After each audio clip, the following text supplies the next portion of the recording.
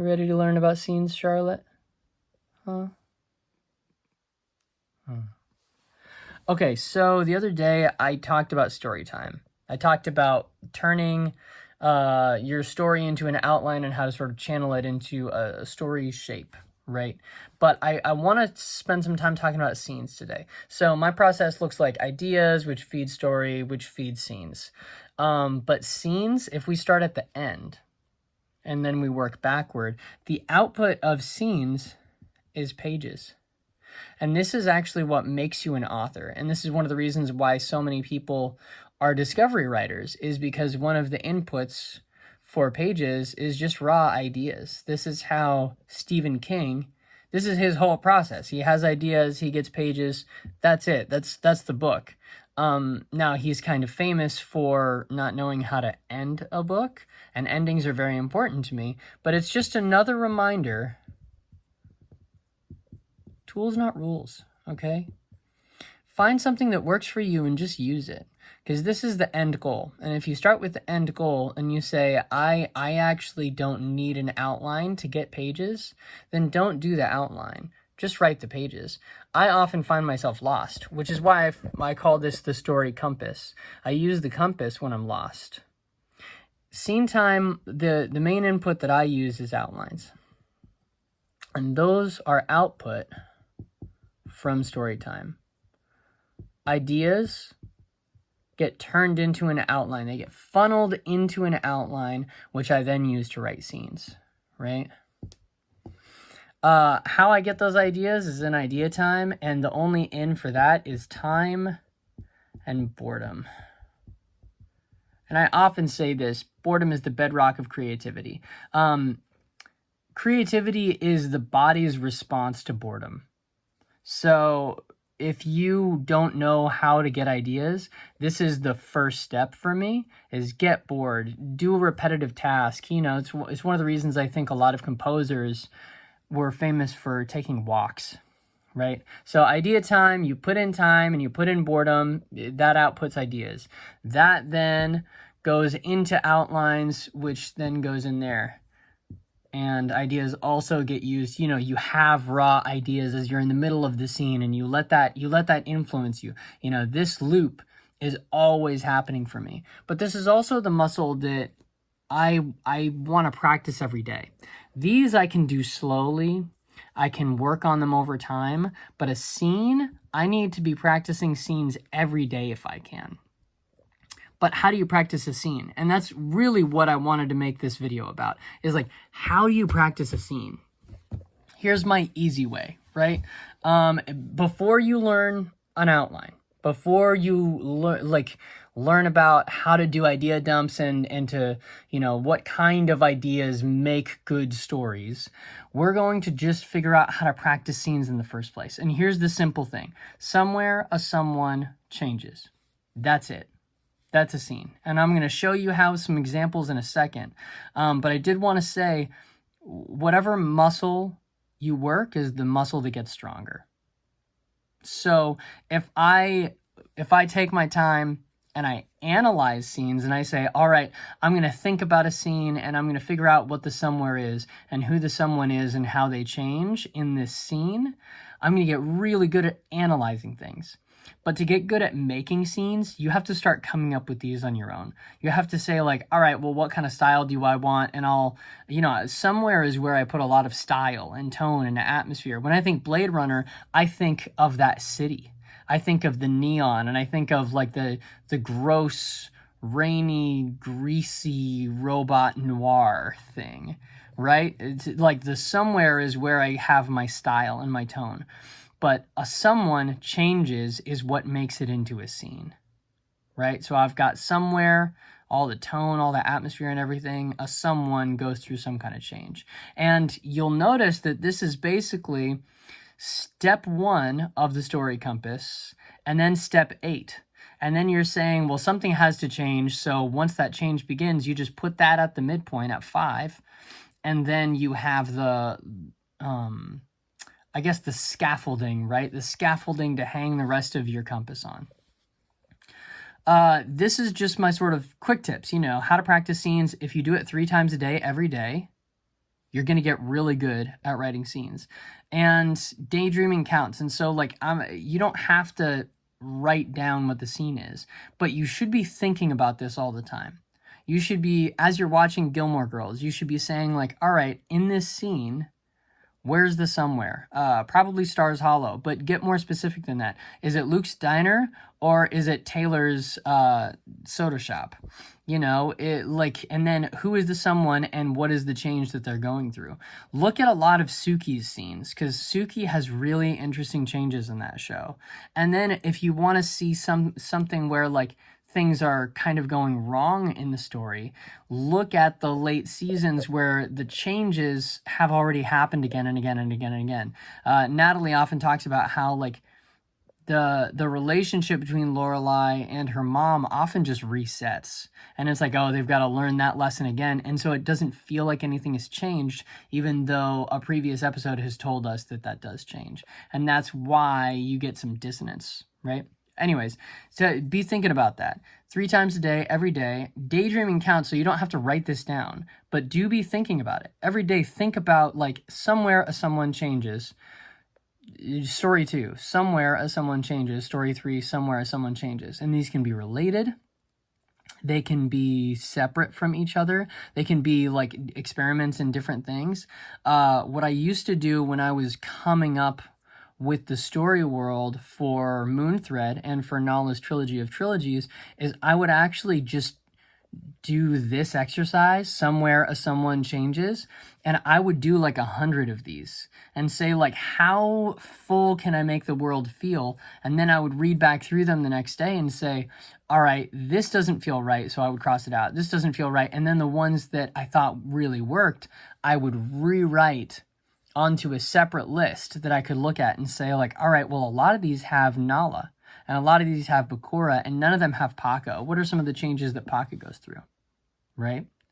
And then here it's just 3 times a day, every day. Daydreaming counts, and then I like to dream longhand, which is just to say, like, I like to have a notebook with me, and the more you get into the habit of expressing your ideas in writing rather than telling somebody about it, the more you're going to feel like a writer. Hence why I'm doing this. Talking is actually not my favorite mode of communication. I really, really do prefer to write. I feel like I'm more clear when I write and it's more practical, but also, like, you can see the beauty that I see in my head. You can see the elegance of a system when I can show you in, out, which goes here, in, out, and then both of these ins come over here to give an out. Like, I feel like I can graphically show you that. Almost like a piece of art or something. All right, so to show you how I would practice this, let's practice this. So we're going to do one example from fiction, or from the real world, right, from a fairy tale. We're going to do a second example and a third example from my book to show you how I think of these scenes in my actual book, right, in MOONTHREAD, which is, as always, right, this is half plug, half lesson. MOONTHREAD is free to read at anthonyleephillips.com, and I'll sort of talk to you about, like, 2 moments that are nested. You'll see. All right, so somewhere, the woods, and let's see if you can name this fairy tale. Someone, a little girl, and what's the change? Learns not to trust everyone. So this is how you look at what the story of Little Red Riding Hood is. In the woods, and then you can say, like, oh, maybe the somewhere, you can change the somewhere, and you can say the city. All right, now a little girl, let's say a grown woman. We're just changing one aspect of this, right? Learns not to trust everyone. And then if you keep that change and it feels familiar enough, you know, this still feels like a wilderness of some kind. A grown woman learns not to trust everyone. Suddenly you have taken the story of Little Red Riding Hood and you've said, let me change the premise. Let me change her identity in one significant way, and suddenly you have an episode of Sex and the City, right? But like I said, the muscle that you work is the muscle that gets stronger. And what I like to do is I like to write stories. I like to make up stories, right? And so what I usually am doing is not analyzing somebody else's work. I'm coming up with somewhere and a someone of my own and then a change that they're going through. Because I don't want to be an adapter necessarily. I mean, I would love to adapt Words of Radiance. I would love to adapt like anything by Joe Abercrombie, right? He writes incredible stories. I would love to adapt Name of the Wind, especially, you know, with music and all that. But I would love more to write books about the world that's in my head. So somewhere, let's say the Bone Temple. And this is chapters 16 and 17. So this is chapter 16, and this is chapter 17 of MOONTHREAD. So somewhere, the Bone Temple. And you might think, who's the someone? Well, it's Nala's story, so the someone is Nala. But actually, the someone who changes in that chapter is Bakura. And then what is the change he goes through? He puts on the mask. That's the change. That's all that happens in that chapter. Chapter 17, somewhere, that same Bone Temple, someone, the demon in the mask, change, finally has a body again.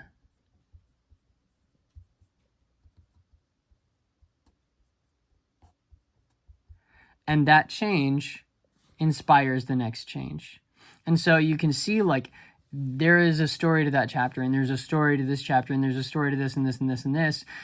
But this is also getting at the next topic, which is going to be like how to nest stories so that one novel is telling one story, but also each chapter is telling a little story as well. And that's how you make a super series. That's how I've outlined my whole trilogy of trilogies, right? It's all about transitions. It's just like music. You know, Tchaikovsky is a master composer because of the dovetail, because of his ability to say, I'm going to go from this section to this section and link them in such a way that they cannot be separated. And that is why you have incredible ballets like the Nutcracker. That's why you have an incredible ballet like Sleeping Beauty. And the same is true for a lot of his work. The same is true for a lot of the stories that I really, really love. When you look at Tigana, which if you haven't read, it's not my favorite written book, but it has my favorite ending of all time and my favorite premise of all time. Tigana is about like a Renaissance Italy fantasy world. It's by this guy named Guy Gavriel Kay, who's incredible. Worked on the Silmarillion. And Tigana is a standalone novel, so there's just one, and it's about the erasure of culture. It's about, like, in fantasy Italy, it's being invaded on both sides by sorcerers. And one of the sorcerers, his son, dies in a battle. And to get revenge, that sorcerer chases the province of Tigana, that army, he chases them back into their region. He chases them back into Tigana. He destroys their cities, and he casts a curse on all of them. So the only people who can hear the word Tigana were people who were born there before the curse. And so, and that's the prologue. So Tigana, as a book, is about the last generation who can hear the word of the place they're from. And they're like, okay, the goal is kill that guy so we can get our culture back. That's Tigana. That's how it starts. Incredible book. And one of the most incredible things about this book is he is so good at linking all of these aspects together so that once you start talking about the story, it's very difficult to stop at a certain point because everything is so inextricably linked. You know, the sorcerer who casts that horrible curse is the most charismatic person in the book. And that's by design, it's on purpose, and the payoff for it is just delicious. It's absolutely delicious. A lot of that is because these stories are nested, and maybe he wasn't doing that consciously, but when I read that book, that's something that as an actor I'm always thinking about. How does this story nest into the next story, nest into the next story, nest into the next story, until a climactic conclusion that just makes my feet shake, you know? So this is how I would practice scenes. Because the important thing is, it's going to take you time to get good at making outlines. And in that time, you should be practicing scenes every day. It's a simple thing. Just practice it 3 times a day. And as you're making outlines, you can start to feed those outlines into a scene and say, all right, we've got a somewhere someone changes. I've got points 1 and 8. Now let me figure out point 5, where that change begins to happen. All right, now that I've got point 5 on lockdown, how do I make the first half about a problem? The problem gets solved at 5, which creates another problem, and then that shoots them off into the trajectory that will eventually point them to this change.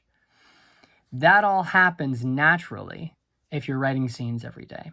This becomes turning the circle in your head. This becomes an exercise, right? Because you've already mastered this. And then idea time is kind of its own thing. Idea time, I do have paradigms for idea time, but idea time is much more about inspiration. It's about finding ways to open yourself up to your own imagination. Finding ways to be like, I need to be in a creative mode. You know, like there are different writing modes.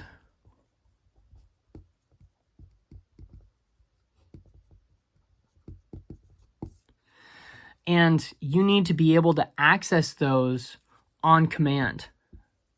If you can access different writing modes on command, it's like, you know, he who controls the spice controls the world. He who can go into different writing modes on command controls the world of the story. He controls his destiny.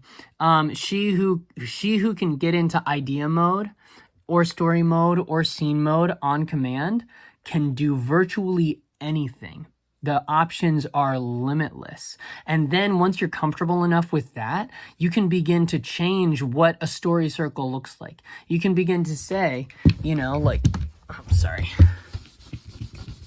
You can begin to say, rather than comfort and stress, all right, 101, you can say, no. I need a stand, dude. You can say, no. Curiosity.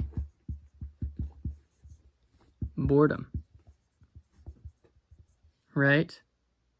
You can start to change the names of things, but it's really good to have a strong, masterful grasp on how to get into idea mode, how to get into outlining mode, and how to get into scene mode. You know, how do I figure out what makes a great story? How do I figure out what makes like a story that lasts even when the phrases die? Because this is largely about phrases and pages, and like, this is Luke, I am your father. But this is defeating Darth Vader by finding somebody that he cares about. Without this element, Luke, I'm your father doesn't mean anything. But that's a very, very important phrase in that series, and an important phrase in our culture that keeps this story alive. But if you don't understand why it works inside of the story, then you're just shooting in the dark and hoping that catchphrases are going to be enough to sustain you, which might work for somebody like Michael Schur, who is like making Parks and Rec and The Good Place. You know, the one-liners in those shows are hugely memeable, there are huge reasons why those shows feel so relevant. But the most memeable lines always come from a good story being told. So hopefully that helps. I know it got kind of crazy and chaotic at the end, but be practicing scenes every day. Somewhere someone changes. Do this 3 times a day, every day, and you will be good.